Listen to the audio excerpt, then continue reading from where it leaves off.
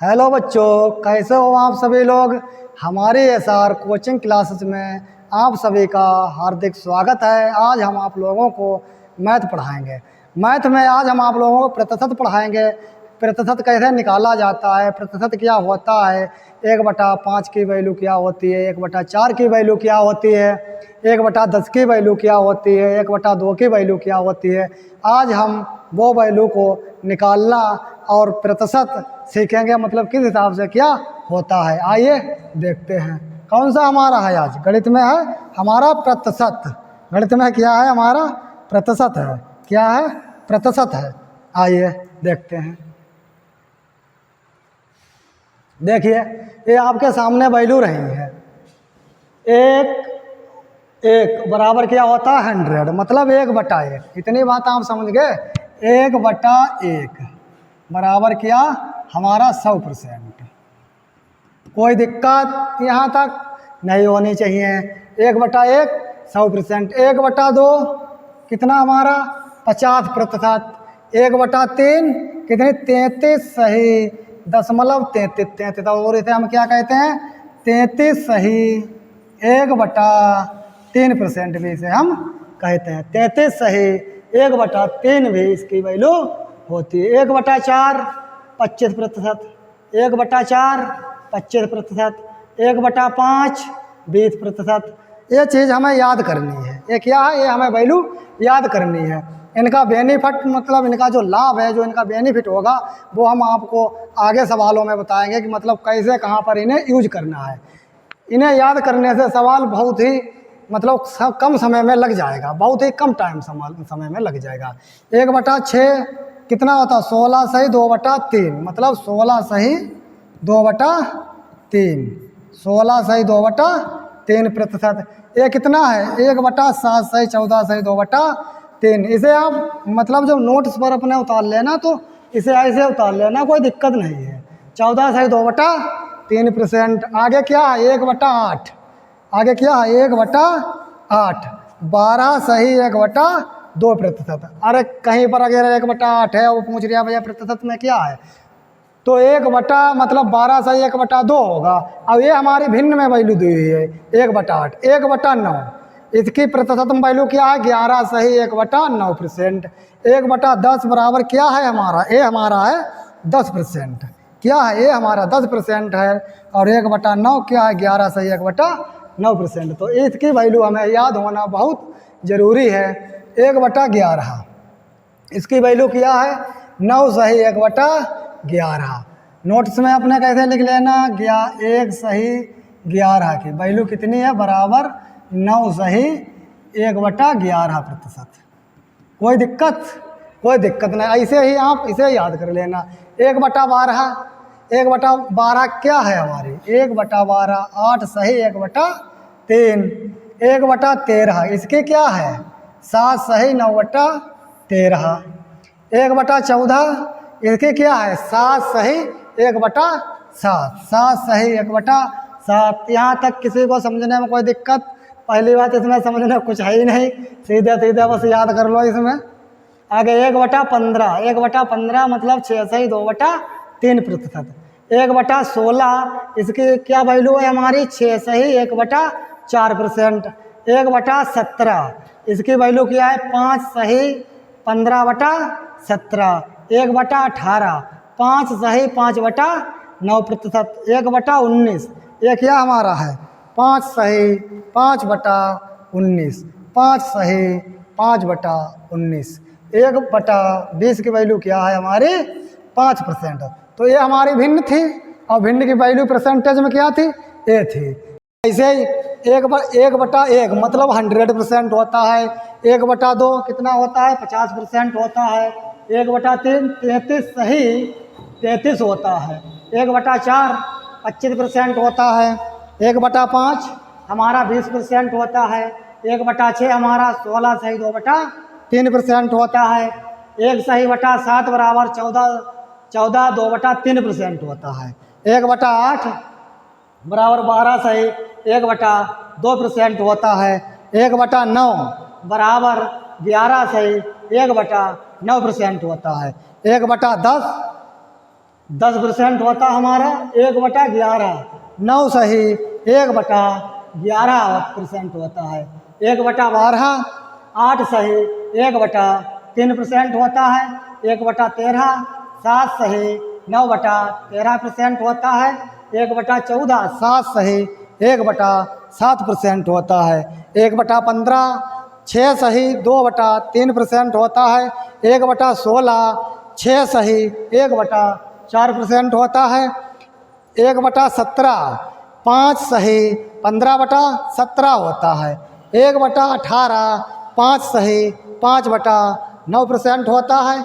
1/19 5 सही 5/19 होता है। 1/20 हमारा परसेंट में 5% होता है, 5% होता है। यहाँ तक आप लोगों के बात समझ में आई होगी। और किसी को कोई भी कहीं पर भी समस्या हो तो वो हमें कमेंट बॉक्स में ज़रूर बताएं। ये बात आप समझ लेना कि कैसे लिखा है। 5 है, 5 के ऊपर कितना 15, 15/17 यही तो है। मतलब ऐसे इसमें कोई दिक्कत है नहीं। यहाँ तक आप लोगों की बात समझ में आई होगी। आइए देखता है इसका हमें लाभ कहाँ पर मिलेगा। इसे हमें याद करने में इसका लाभ कहाँ पर मिलेगा। हमने 1 से 20 तक ही हम याद कर लेंगे, तब भी हमारे लगभग 99% सवाल इसी पर से लग जाएंगे। आइए आगे देखते हैं। क्वेश्चन नंबर 1 है, एक वस्तु के मूल्य में हर बरस उसके मूल्य के 10% दर से हानि होता है। यदि वस्तु का वर्तमान मूल्य 729 रुपये है तो 3 बरस में पूर्व उसका मूल्य क्या था। आप लोग पढ़िए एक बार इसे। एक वस्तु के मूल्य में हर बरस उसके मूल्य के 10% की दर से हानि होता है। यदि वस्तु का वर्तमान मूल्य 729 रुपये है तो 3 बरस पूर्व उसका मूल्य क्या था। 3 बरस उसका पूरा मूल्य क्या था। तो आइए देखते हैं। लगाइए आप लोग एक बार, बताइए हमें उत्तर। एक वस्तु के मूल्य में हर बरस उसके मूल्य में 10% की दर से हानि होती है। यदि वस्तु का वर्तमान मूल्य 729 रुपये है तो 3 बरस पूर्व उसका मूल्य क्या होगा। तो जो 10% है, आर कितनी हमारी है 10% दर है ये हमारी 10%। वर्तमान मूल्य कितना है 729 रुपये। वर्तमान में मूल्य कितना है 729 रुपये।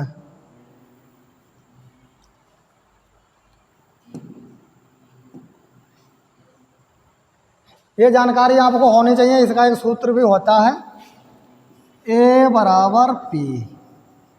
ये चक्रवृद्धि ब्याज में भी लगता है 1 + R/100 और यहाँ पर T। कोई दिक्कत यहाँ तक? कोई दिक्कत नहीं। तो लगाते हैं। P कितनी हमारी है 729 रुपये। दर क्या हुई, दर की हानि हुई। तो हानि हुई, जब हानि होगी तो यहाँ पर माइनस लग जाएगा। ये भी ध्यान रखना, हानि हुई यहाँ पर माइनस लग जाएगा। जब भी अगर हानि बोले तो ये तो है वृद्धि वाला, अगर मतलब वृद्धि कहे तो वृद्धि अगर कहे तो ये लगा देंगे, अगर हानि कहे तो क्या हम लगा देंगे। तो 1 - R/100 बस इतना कर देंगे। अगर हानि कहे तो हम ये लगा देंगे, अगर वृद्धि कहे तो हम ये लगा देंगे। तो इसमें रख लेते हैं। आइए देखते हैं 729 रुपये। चलो अगले पेज पर लगाते हैं।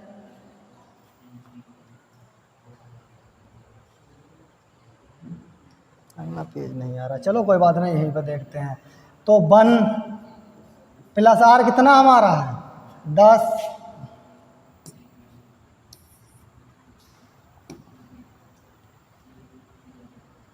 1 + R कितना है हमारा। अरे फिर वही प्लस कर दिया माइनस करने की जगह पे।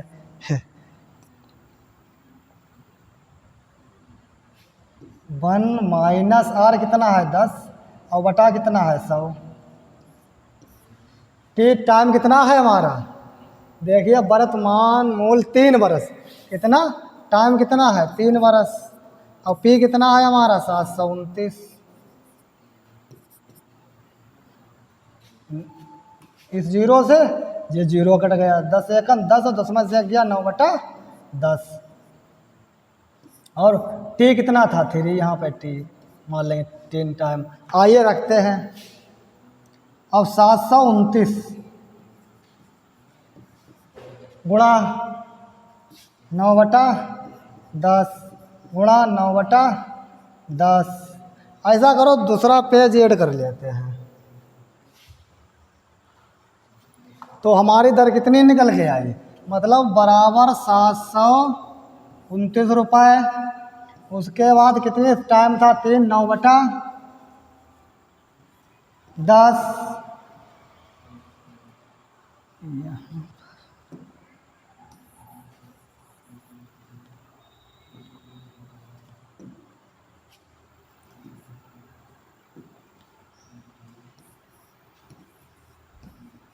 729 रुपया बराबर क्या रखेंगे हम, 9/10 गुणा 9/10 गुणा 9/10। यहाँ तक किसी को कोई दिक्कत? 9 से ऐसे काट लीजिए, 9 अट्ठे 72, 9 एकन 9, 9 नेम 81, 9 से 9 कट गए।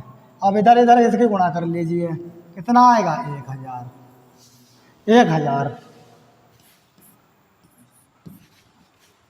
सवाल क्या कह रहा था, देखते हैं। एक वस्तु के मूल्य में हर बरस उसके मूल्य के 10% की दर से हानि होती है। यदि वस्तु का वर्तमान 729 रुपये है तो 3 बरस पूर्व उसका मूल्य क्या था। जब हानि हुई तब यह था, तो मतलब पहला उसका क्या था, पहला उसका 1000 रुपये मूल्य था। अब 3 बरस क्या हुआ, देखो सवाल कह रहा है आगे, यदि वस्तु का वर्तमान मूल्य 729 रुपये हो तो 3 बरस पूर्व उसका मूल्य क्या था। तो 3 बरस पूर्व उसका मूल्य क्या था, 1000 रुपये था। 3 बरस पूर्व उसका मूल्य क्या था, 1000 रुपये था। आइए नेक्स्ट सवाल देखते हैं। ये सवाल हमने आगे लगाया है, यहाँ पे मत समझने की कोशिश करना, लेकिन आगे समझ लेना, इतना यहाँ तक तो ये ठीक है।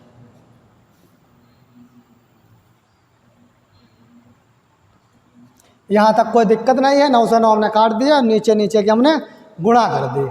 यहाँ तो कोई दिक्कत नहीं है। 1000 कैसे आ गए, तो 10 गुणा मतलब 10 की 3 बार हमने गुणा कर दी। 10 गुणा 10, 10 गुणा 10, 10 गुणा 10,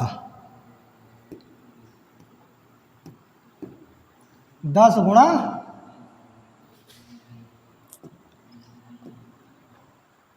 10 गुणा 10, 10 गुणा 10 गुणा 10, तभी हमारा 1000 आया रुपये निकल गया।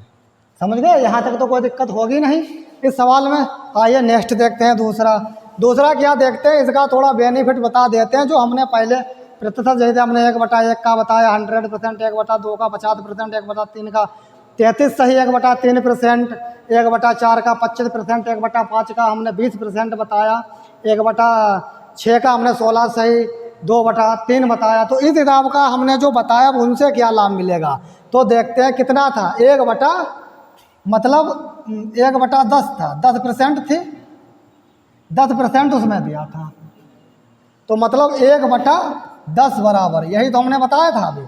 1/10 की वैल्यू कितनी है, 10%। अब देखिए 10% बराबर हम 1/10 लिख सकते हैं या नहीं लिख सकते, लिख सकते हैं।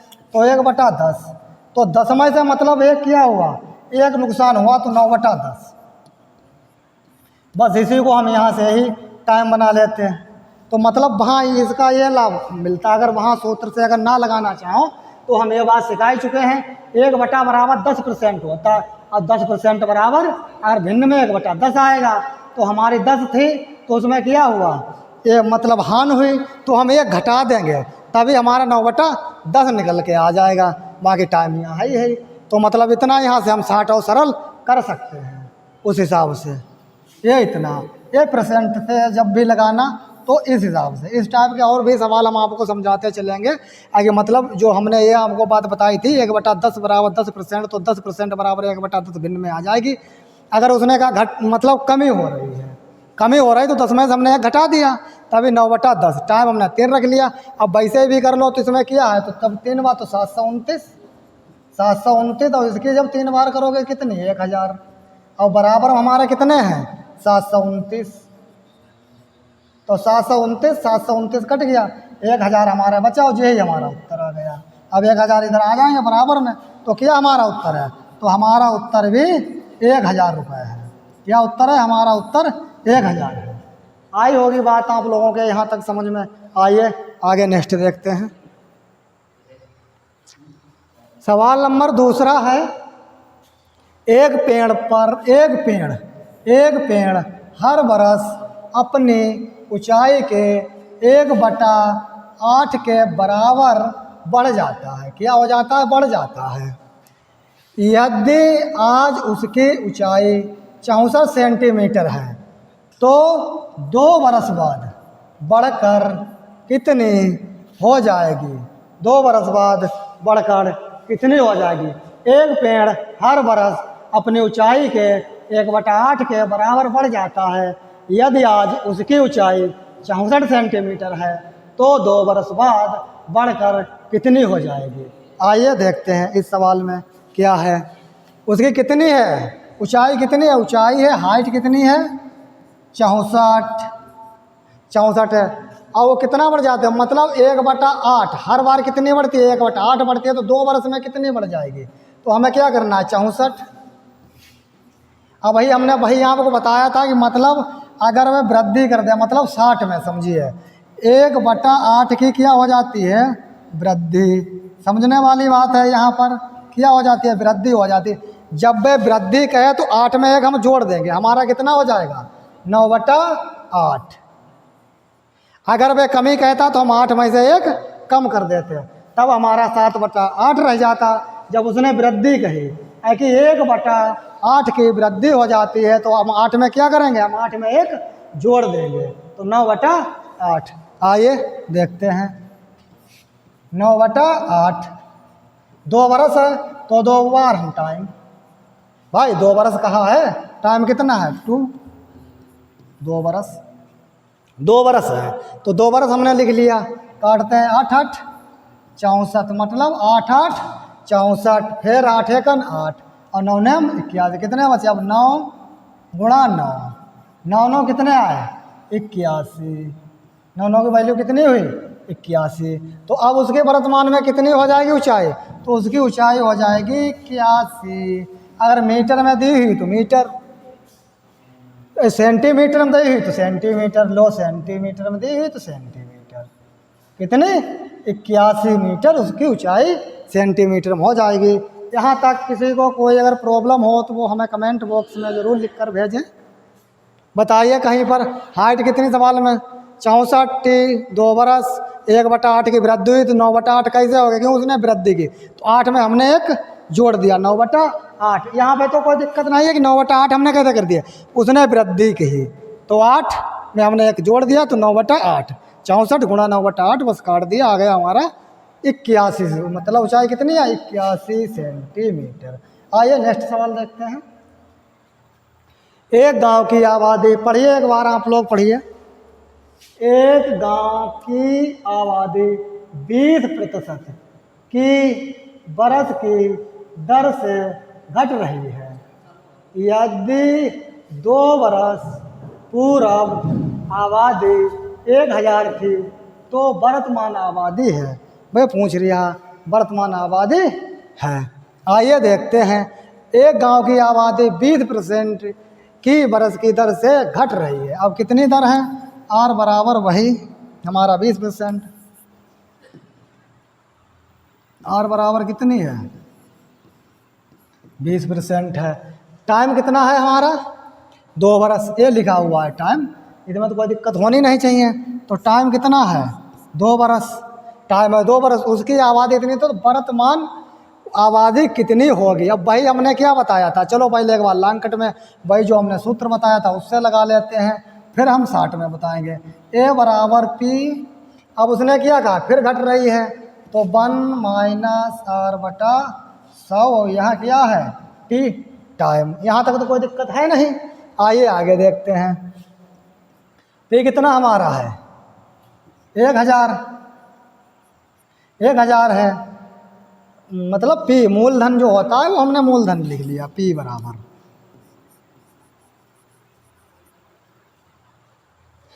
10,000 रुपये है। 4 जीरो हैं, 10,000 है। आइए देखते आगे हैं। फिर हम वही लगाते हैं सूत्र 1 R कितना है हमारी 20। 20 हमने ऊपर रख लिया। पहले लॉन्ग कट में बताएंगे, फिर थोड़ी हम इसकी ट्रिक बताएंगे, वही 60 वाला जो हमने आपको परसेंट रटाई हुई है। और T कितना है हमारा 2 बरस। तो इस जीरो से जे जीरो कट गया, 2 एकन 2 और 2 पंजे 10। तो 5 एकन 5 और 5 में से गया तो 4/5। और कितना हमारा टाइम है 2। आइए देखते हैं इधर 1 0 2 3 4 बराबर। अब इसे काट पीट लीजिए। चलो आगे काटते हैं।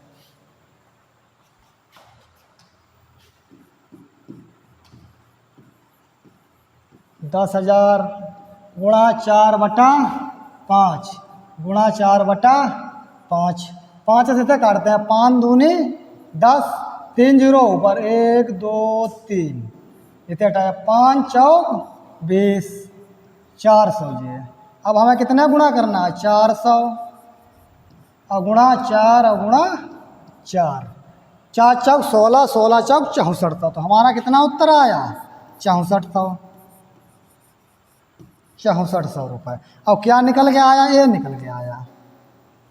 अगर यहाँ तक किसी बच्चे को कोई भी प्रॉब्लम हो तो वो हमें कमेंट ज़रूर करें, हम फिर उन्हें फिर से समझाएंगे। जब तक ना समझ में आए मतलब तब तक हम फिर से प्रयास करेंगे समझाने का। तो इसलिए अगर कहीं पर भी कोई बात अगर समझ में ना आई हो तो आप लोग बताइए हमें।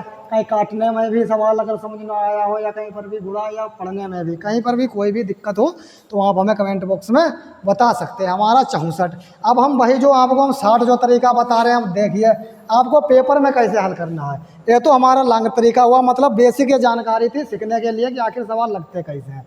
लेकिन पेपर में कैसे लगाएंगे? तो देखो 1/20 था, क्या था 20% थी। 20% थी।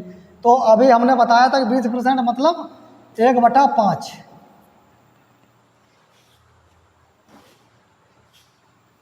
1/5। अब क्या हुई? कमी हुई। तो उसने क्या कहा? कमी हुई तो बस यहीं पे हम कमी कर देंगे तो 4/5 आ गई हमारी। मतलब इतने में 1/5। जब उसने कम बोला तो हमने कम कर दिया। टाइम कितना था हमारा 2 वर्ष। 2 वर्ष। तो अब हमें मतलब सूत्र उधर नहीं लगाना पड़ेगा। हमें जो 20% था तो 20% बराबर 1/5। उसने कमी कहा, क्या कहा? कमी कहा। कमी कहा तभी हमने क्या किया 5 में से हमने 1 कम कर दिया, 4/2 आया। अब बस वही लो रख लो। इसमें ये है कि मतलब आपको सूत्र लगाने की ज़रूरत नहीं, सूत्र याद करने की भी ज़रूरत नहीं। तो जो हमने आपको टेबल जो बताई थी वहाँ उसका आपको लाभ पता चल लिया कि आप लोग अगर उससे याद करेंगे तो आप इसे इतने में ही लगा सकते हैं। ना सूत्र याद करने की ज़रूरत, ना सूत्र में रखने की ज़रूरत, कोई ज़रूरत ही नहीं। बस इतना बस वही % याद हो, बस लो काट लीजिए, बस कोई दिक्कत ही नहीं। 5 से काटिए, 5 दूनी 10, यहाँ 2000 और फिर इसे काट लीजिए 5 चौका 20, 400। और जब 400 इसकी जब आप गुणा करेंगे तो वही उत्तर आ जाएगा आपका बराबर कितना 6400 रुपये। तो ये 60 है। मतलब पेपर में इस टाइप से आपको लगाना है। इसीलिए हम आपको रटवा रहे थे कि 1/20 का मान कितना होता है, मतलब 1/20 का कितना होता है, 1/4 का कितना हुआ है, 1/5 का कितना हुआ है। तो वहाँ से आप याद कर लीजिए तो आपको यहाँ बहुत बड़ा लाभ देगा हर सवाल में। आइए नेक्स्ट देखते हैं। ये अपने मासिक वेतन का 20% बचाता है। यदि उसका मासिक खर्च 6000 है तो उसकी मासिक बचत कितनी है? पढ़िए एक बार आप लोग, पढ़िए सवाल को। ये अपने मासिक वेतन का 20% बचाता है। यदि उसका मासिक खर्च 6000 है तो उसकी मासिक आय बचत है। आइए देखते हैं इसको क्या है। उसकी मासिक बचत की आय तो हम पहले क्या लगते हैं, उसकी सबसे पहले उसकी आय होगी, एक आमदनी होगी, आमदनी आय। व्यय का मतलब व्यय होगा, व्यय को ही हम खर्च कहते हैं। और इधर बचत। यहाँ तक तो किसी को दिक्कत है नहीं। देखते हैं। तो ये किया है उसका, वो 20% बचाता, तो उसकी बचत कितनी है 20%, और उसका खर्च कितना है 80%, तो उसकी आय कितनी होगी 100 रुपये। अब 20% बचत है तो यहाँ भी बचत कितनी है 20%, और यहाँ मतलब उसका मासिक खर्च कितना है 6000 है, तो उसकी मासिक बचत कितनी होगी। सवाल में ये अपने मासिक वेतन का 20% बचाता है, यदि उसका मासिक खर्च 6000 है तो उसकी मासिक बचत कितनी है। तो खर्च कितना हमारा 6000 है, तो आइए 6000 लिख लेते हैं यहाँ पर। ये क्या है 6000 है खर्च, और यहाँ खर्च कितना है 80। भाई परसेंटेज में कितना खर्च है 80, तो 0 से 0 काट दिया। अब इससे इसे काटिए, 4 से काट दें, 4 दूनी 8, 4 15 60 होते हैं, 1 0। अब 2 से इसे काट लिया तो कितने आ गया 75। तो 1 बराबर कितने आए हमारे 75। यहाँ तक किसी को कोई दिक्कत। 80 से 6000 को हमने भाग दे दिया, अब काटने में तो किसी को दिक्कत होनी नहीं चाहिए। अब 1 बराबर 75, आइए देखते हैं 75 बराबर या कितनी। अब हमारी यहाँ निकल के आ गई 7500। क्या किया हमने, सिर्फ गुणा कर दे, 75 बस उठा के गुणा कर दी। अब 75 में 80 की गुणा करिए, चलिए करिए आप लोग गुणा तो कर ही लीजिए। 75 और 80,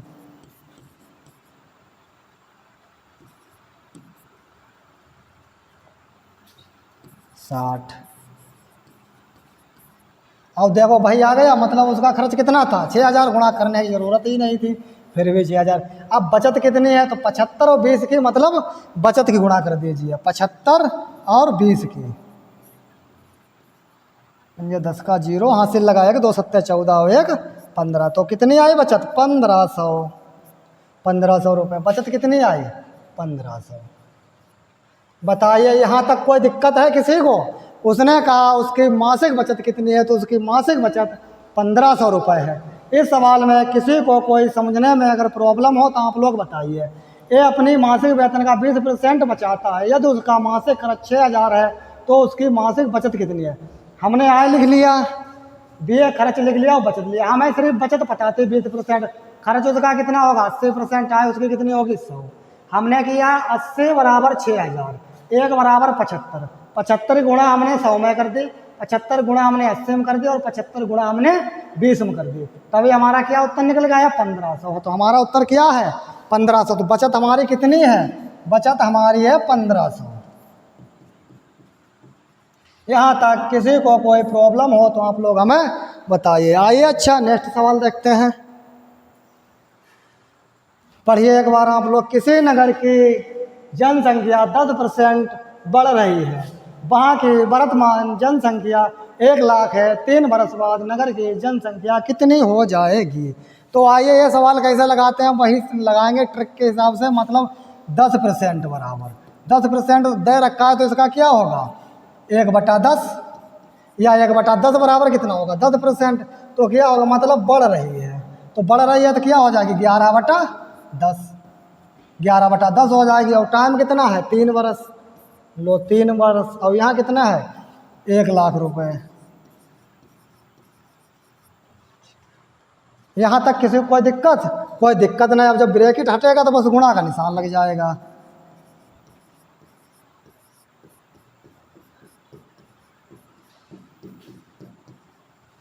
अगर इतना अगर ना करो तो कोई दिक्कत नहीं। इसका अगर क्यूब पता हो तो 1300 मतलब 31 कर लीजिए, और इसका अगर क्यूब पता हो तो 1000 कर लीजिए, कोई दिक्कत नहीं। 1 0 से 1 0, ए 0 से जे 0, 1 0 से 1 0, कितने बचे हमारे 100। और यहाँ कितना है, मतलब 11 11। जब हम 11 11 के जब हम गुणा करेंगे 3 बार, 11 गुणा 11 गुणा 11 और गुणा 100, तो 11 11 कितने होते हैं 1331। गुणा करेंगे और गुणा वही 100, तो कितना होगा, बस 2 0 बढ़ा दो, कितना उत्तर आ गया 00। यही हमारा उत्तर है। यहाँ तक किसी को कोई दिक्कत, कैसे भी गुणा कर लीजिए। अब गुणा को तो आप ही को करना है, आइए कैसे आपको करनी है। आया उत्तर यहाँ तक समझ में, कोई अगर दिक्कत हो आप लोग बताइए। आइए अच्छा नेक्स्ट सवाल देखते हैं। 15 लीटर घोल में 40% चीनी है, इसमें से 3 लीटर पानी और मिला दिया जाए तो नए घोल में चीनी का प्रतिशत ज्ञात कीजिए।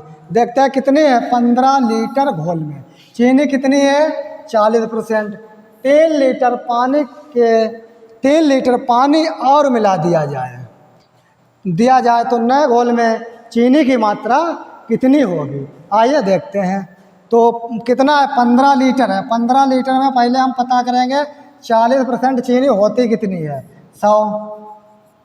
0 से 0, 5 तियाँ 15, 5 दूनी 10, 2 दूना 4, 2 तियाँ 6। तो 6 लीटर क्या हमारे निकल गया है, चीनी। तो एक बार लिख लीजिए इधर पानी और दूसरी बार क्या है, चीनी। यहाँ तो कोई दिक्कत होनी नहीं चाहिए आप लोगों को। बताइए अगर कोई दिक्कत हो तो आप लोग बताइए कि अगर मान लो 15 लीटर में 40% चीनी है तो हमारी सिर्फ चीनी कितनी हुई, मतलब 15 लीटर क्या है, घोल है। 15 लीटर घोल में चीनी कितनी हमारी है, 40% चीनी है। तो 100% में कितनी होगी, तो चीनी कितनी हुई, 6। अब पानी फिर कितना बचा, 9। भाई कुल कितना था हमारा, 15। 15 में जब 6 चीनी हुई तो 9 पानी हुआ। बात यहाँ तक समझ में आई आप लोगों के। आइए आगे देखते हैं। फिर सवाल कहता है कि नए घोल में चीनी का प्रतिशत कितना। अब नए घोल में, अब उसने क्या कहा कि 3 लीटर पानी और मिला दिया जाए। पहले घोल कितना था, अब घोल कितना, तो 15 लीटर जो घोल था तो 15 लीटर घोल में और उन्होंने 3 लीटर पानी और मिला दिया। अब घोल कितना हो गया, घोल 18 लीटर। क्या घोल हो गया, 18 लीटर। अब 18 लीटर में 6, मतलब 6 का है, ये 6 है चीनी। अब देखते हैं कितने % है। 6 तियाँ 18, अब 3 से था तो 3 तियाँ 9, 3 तियाँ 9, 1/3। तो कितना हमारा उत्तर आया, 33 सही 1/3। यहाँ तक किसी को कोई दिक्कत हो तो बताइए आप। 33 सही 1/3% या 33.33। तो ये हमारा उत्तर आया निकल के। बताओ भाई, यहाँ तक किसी भाई को अगर कोई प्रॉब्लम हो तो वो हमें कमेंट जरूर करे। बताइए अगर कोई बात ना समझ में आई हो यहाँ तक। आइए नेक्स्ट देखते हैं। एक चुनाव में 2 उम्मीदवार थे। एक चुनाव में 2 उम्मीदवार थे। जीतने वाले उम्मीदवार को कुल मतों का 65% मत प्राप्त हुआ और वह 900 मतों से विजयी हुआ। ज्ञात कीजिए कि मतदाता सूची में कितने मतदाताओं के नाम दर्ज हैं। आइए देखते हैं। अब 2 उम्मीदवार थे तो हम अपने पास से एक तो ये हमने मान लिया और दूसरे को हमने भी मान लिया। अरे किसी को मानने में तो कोई दिक्कत होगी नहीं, तो हमने एक को ये मान लिया, एक को हमने भी मान लिया। तो जब एक को मिले 65% तो दूसरे कितने मिले होंगे, दूसरे को जायज बात है भैया 35% मिले होंगे, 35%। अब आप देखिए भाई 900 मतों से मतलब विजय हुआ। कितने से जीता, 900 मतों से जीता। कितने मतों से जीता, 900 मतों से जीता। लेकिन इनका अंतर देखिए, अंतर से कितने से जीता, 5 में से 5 गए 0 और यहाँ 6 में से 3 गए 30, मतलब 30% से जीता। यह बात समझना, प्रतिशत अलग होता है, वोट अलग होते हैं। तो % में हमारा 30 है, अब मतों में हमारे 900 है। तो आइए इसे काट लेते हैं, 0 से 0, 3 एकम 3 और 3 तियाँ 9, मतलब 1 बराबर 30। 1 बराबर हमारा क्या निकल गया, 30। 1 बराबर हमारा 30 निकल गया। अब सवाल क्या कह रहा, ज्ञात कीजिए कि मतदाता सूची में कितने मतदाताओं के नाम दर्ज थे। अब वो पूछ लिया कुल मतदाता कितने थे। जब 1 बराबर 30 है तो 100% बराबर, मतलब 100 बराबर कितना होगा, मतलब वो पूछ रहा कुल मत कितने हैं। तो देखते हैं, तब ये ऊपर पहुंच जाएंगे। तो 100 गुणा 23/1 बराबर कितने हुए, 30 तो जो है डबल 0 और बढ़ा दो, तो कुल मत कितने हैं हमारे, 3000। बताइए यहाँ तक किसी को कोई अगर प्रॉब्लम हो समझने में या कोई दिक्कत हो। हमने क्या किया, एक के 65 मिले तो दूसरे के 35 मिले, अंतर देख लिया 30 और 30% बराबर 900 है, मतलब मत है 900 में और % में है 30। हमने काट दिया, 1 बराबर कितने आए हमारे 30, 1 बराबर 30 था। तो फिर उसने पूछा कि कुल मत मतलब कितने, मतलब अनुसूची दाता में कुल मत मतलब कुल कितने थे, अनुसूची मतलब सूची में कितने मतदाताओं के नाम थे। तो सूची में तो 100% ही नाम दर्ज होंगे, मतलब वो कुल की बात कर रहा है। तो हमने 1 बराबर 30 तो 100 बराबर कितने होंगे, तो 3000 होंगे। यहाँ तक किसी को कोई दिक्कत? आइए आगे देखते हैं। किसी चुनाव में ए और बी 2 प्रत्याशी थे, ए और बी 2 प्रत्याशी थे। ए ने कुल मतों का 45%, लो ए ने भैया अगर 45% प्राप्त किया तो बी कितना करेगा? आप लोग इतना तो बता ही दीजिए। जब एक का 45 है तो दूसरे का जायज बात 55 होगा। यहाँ क्या दिक्कत है बताने में? दूसरे का 55% होगा। मत प्राप्त किया, परंतु 1000 मतों से चुनाव हार गया। अब कितने मतों से हारे चुनाव? 1000। वो हम इधर लिख लेते हैं 1000, बराबर लगा लिया। अब इनका देखते हैं अंतर, कितना अंतर आया? 10। कितना अंतर आया? 10। अब 10 बराबर कितने हैं? 1000। अब जे तो है हमारे परसेंट में, अब वो है हमारे मतलब अंकों में। तो अब इससे इधर भाग कर देंगे 0 से 0। अब 1 बराबर 100 आया। 1 बराबर हमारा कितना आया? 100 आया। यहाँ तक किसी को कोई दिक्कत तो है नहीं। मतों में चुनाव हार गए। अब कुल मतदाताओं की संख्या कितनी? देखो उसमें कुल नहीं था, उसमें कुल नहीं कहा था, उसमें उसने सूची की बात कही थी। तो सूची में तो 100% ही नाम होंगे, इसमें कुल की उसने बात करी। तो अब 1 बराबर कितना है? 100 आए हैं। तो 100 बराबर कितना होगा? बस इसकी क्रॉस गुणा हो जाएगी। तो 100 गुणा 100 बराबर कितने आएंगे? चलो नीचे लिख देते हैं 10,000। मतलब मतदाता हैं, रुपए नहीं है। तो कुल मत कितने हैं?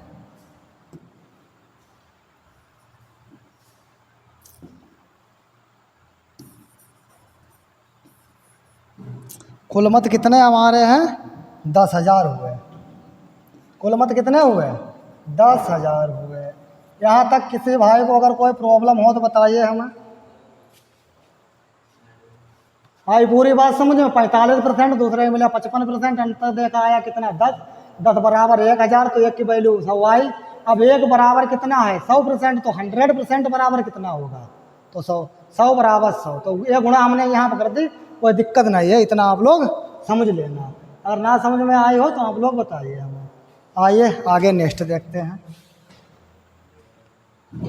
एक कर्मचारी की मजदूरी में 20% की कमी की गई। यदि उसकी मजदूरी को पुनः पहले मजदूरी के बराबर लाना हो तो उसमें कितनी वृद्धि करनी होगी? आइए वृद्धि अगर ऐसे लिख लेते हैं, कोई दिक्कत नहीं, समझ जाओ आप लोग इतना। तो वृद्धि कितनी वृद्धि होगी? आइए देखते हैं। तो 20% की कमी हुई। कितने परसेंट की? 20% की कमी हुई। ये बात आप समझिए। पहले तो हम आपको इसका एक सूत्र बताएंगे, उसके बाद में कमी हुई 20% की, फिर उसके बाद में थोड़ा हम ट्रिकी वे बताएंगे। अब इसका एक सूत्र होता है यार 100 प्लस आर गुणा 100। ये वृद्धि अगर कहे तब है, वृद्धि वाला है। और अगर कमी कहे तो आर यहीं पर रहेगा, 100 माइनस आर हो जाएगा और गुणा 100। कोई दिक्कत? यहाँ तक कोई दिक्कत नहीं होगी। आइए अब इस सवाल को लगाते हैं। एक तो पहले इसी टाइप से लगाएंगे कि आर कितनी हमारी? यार हमने मान ली हमारी वो है, ये मान के आगे 20% है, कोई दिक्कत है नहीं। तो आर कितनी है? 20। और कितनी मतलब कमी की गई। अब 100 माइनस 20, 100 माइनस 20, आर की हमने वैल्यू रख ली और गुणा 100। यहाँ तक किसी को समझने में तो कोई दिक्कत होगी नहीं। अब यहाँ हमारे कितने बचे? 80। और ऊपर हमारे कितने हैं? 20 और गुणा 100। बताइए आप लोग, यहाँ तक कोई दिक्कत नहीं। तो 20 चौक 80, 4 पचसम 100। तो कितना आया हमारा? निकल गया उत्तर 25। कितना आया? 25%। तो हमारा उत्तर कितना आया? 25%। आइए अब थोड़ा वही ट्रिकी वैसे थोड़ा इसे देखते हैं कि हमने क्या बताया था? 20% था। मतलब यहाँ कितना लिखा था 20%। और हमने उधर क्या बताया था पहले 1/5। तो इससे अब क्या करना, अगर कमी हुई है तो मतलब 1/5 है। अब उसने अगर कमी हुई तो एक कम कर दीजिए, तो 4/5। कोई दिक्कत तो है ही नहीं, 4/5 ये आई। और सवाल में क्या कहा है 4/5 ये आया। और हमें क्या देखना, हमें कुल वैल्यू देखनी। तो कुल हमने क्या मानेंगे, हम 100 मानेंगे। तो 4 से इसे हमने काट दिया, 4 पच्चीसम 100, 25 पंजे 125, 125। इसमें से हम 100 घटा देंगे तो ये हमारा कितना आया 25%। तो यहाँ से अभी तो ये हमें कितने में लग जाएगा, वैसे हमें सवाल इतने में लग जाएगा। कब, लेकिन जब हमें प्रतिशत याद होगी तब। हमने क्या किया 20% बराबर 1/5 की कमी हो रही तो हमने एक कम कर दिया, कमी कह रही है हमने एक कम कर दिया।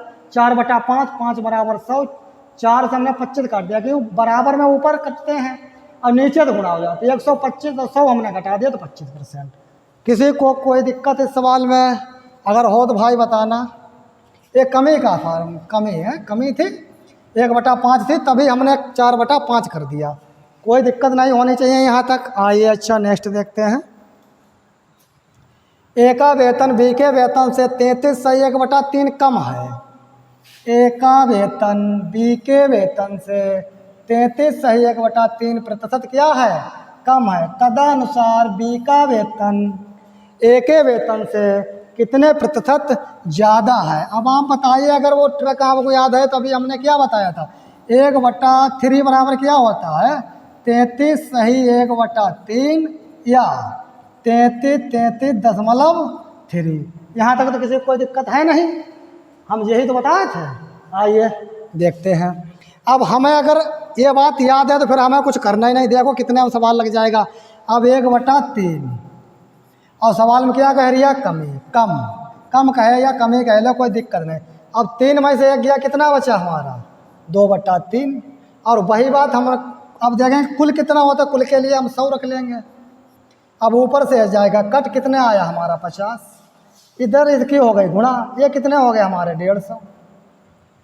150 हो गए। यहाँ तक किसी को कोई दिक्कत, ये हमारे हो गए 150 और 100 हम देंगे घटाए।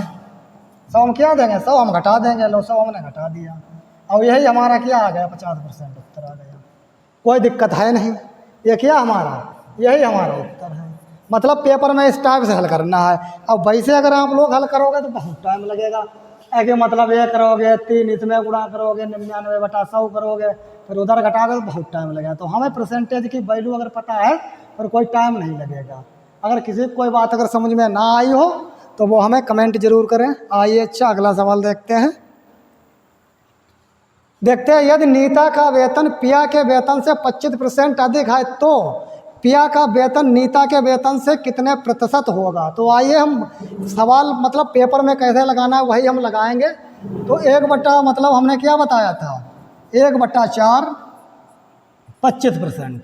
अभी हमने पहले आपको यह बात बोर्ड पर बता ही चुके हैं, मतलब हमें कैसा करना है 25% को हम 1/4। अब वहाँ क्या लिखा है अधिक, ये बात जरूर ध्यान लगा। अगर कमी हो तो कमी कर दो, अगर अधिक हो तो अधिक कर दो।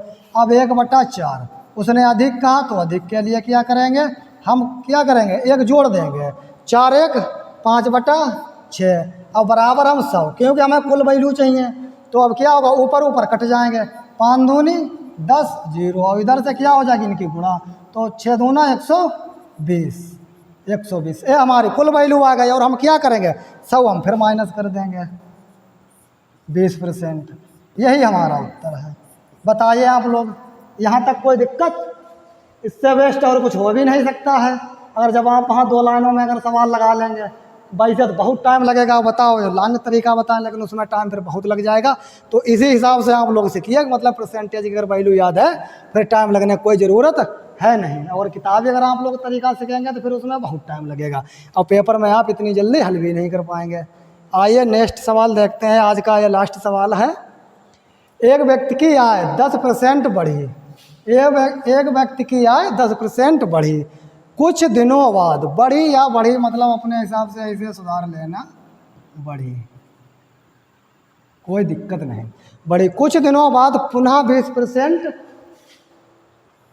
बढ़ी गई, मतलब क्या हो गई पहले 10% बढ़ी, फिर बाद में पुनः 20% बढ़ी। इस प्रकार व्यक्ति की आय में कुल कितने प्रतिशत की वृद्धि हुई? फिर वही बात, वृद्धि लिख लीजिए, कोई दिक्कत नहीं। वृद्धि तो पहले कितनी बढ़ी, इसका भी 60 ही तरीका, एक सदाबहार तरीका होता है, वही लगाएंगे। पहले 10% बढ़ी, कितनी? प्लस 10% बढ़ी, नहीं 10 बढ़ी, हम 20 लिख रहे हैं, कोई दिक्कत नहीं, अभी हटाए। तो पहले कितनी बढ़ी? पहले बढ़ी 10 प्लस 10, फिर पुनः मतलब 20 बढ़ी, फिर 20, यहाँ तक कोई दिक्कत नहीं। प्लस प्लस तो क्या होगा? प्लस होगा 10 गुणा 20 और बटा 100। कोई यहाँ तक अगर किसी को दिक्कत हो बताइए। 0 से 0, ये 0 से ये 0, मतलब 10। अब देखिए जोड़ लीजिए, प्लस ये 10 हैं, प्लस ये 20 हैं और प्लस 1 1 है, तो कितने हुए? 31 हमारे। बस यही हमारा उत्तर है। कितने प्रतिशत की वृद्धि हुई? 31% की वृद्धि हुई, कोई दिक्कत ही नहीं है। अच्छा, थोड़ा और अगर फार्मूला समझना चाहो तो मतलब ऐसे लिख लीजिए, पहला प्रतिशत प्लस दूसरा प्रतिशत, दूसरा प्रतिशत। ये प्रतिशत आप लोग समझना, प्लस माइनस, प्लस हो तो प्लस कर लेना, माइनस हो तो माइनस हो कर लेना। अब यहाँ पर भी प्लस माइनस जो भी हो उसी हिसाब से, तो पहला गुणा दूसरा, कोई दिक्कत यहाँ तक, और बटा 100। बस ये है इसका मतलब। अगर हिंदी में कहते हैं बिल्कुल अगर आप लोग समझो तो इस हिसाब से मतलब यही हमने वहाँ किया, पहला दूसरा फिर गुणा, और यहाँ करके इतने में उत्तर आया 31 हमारा। किसी कोई दिक्कत हो तो बताइए आप लोग। आज की क्लास हमारी यहीं पर समाप्त होती है। अगर हमारी क्लास आपको पसंद आई हो तो आप लोग शेयर और लाइक ज़रूर कर दिया करें।